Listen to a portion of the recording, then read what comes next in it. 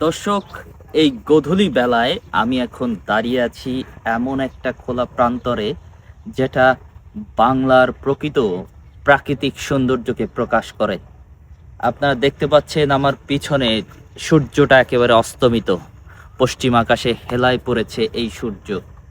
তো চলুন আমরা আর একটু উপভোগ করি এই প্রাকৃতিক সৌন্দর্যটাকে। পশ্চিম আকাশে সূর্যটা একেবারে রক্তিম হয়ে আছে। একেবারে শেষ বেলায় সে তার সমস্ত ভালোবাসা উজাড় করে দিচ্ছে। অন্যদিকে গরুগুলো তার নিরে ফেরার জন্য আস্তে আস্তে করে হাঁটতে শুরু করেছে।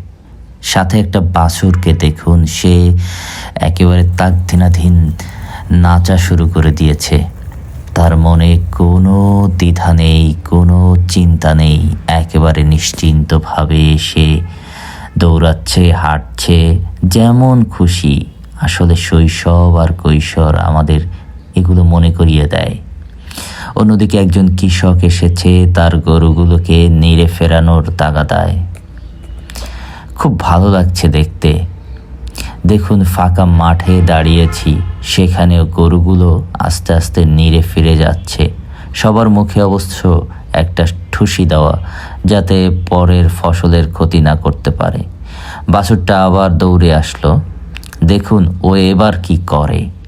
ও একেবারে নিশ্চিন্ত চিত্তে যেভাবে লাফ দিচ্ছে, আসলে বলে বোঝাবার না।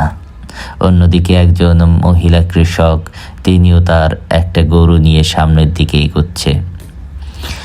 সামনে আরও বেশ কিছু গরু আসছে। সম্ভবত এখানে গরুর বেশ লালন পালন হয়। আসলে দেখতে খুবই ভালো লাগছে। ফাঁকা মাঠ, ধান কাটা হয়ে গেছে, দেখতে পাচ্ছেন ধান কাটার পর খড়গুলো এখানে আছে।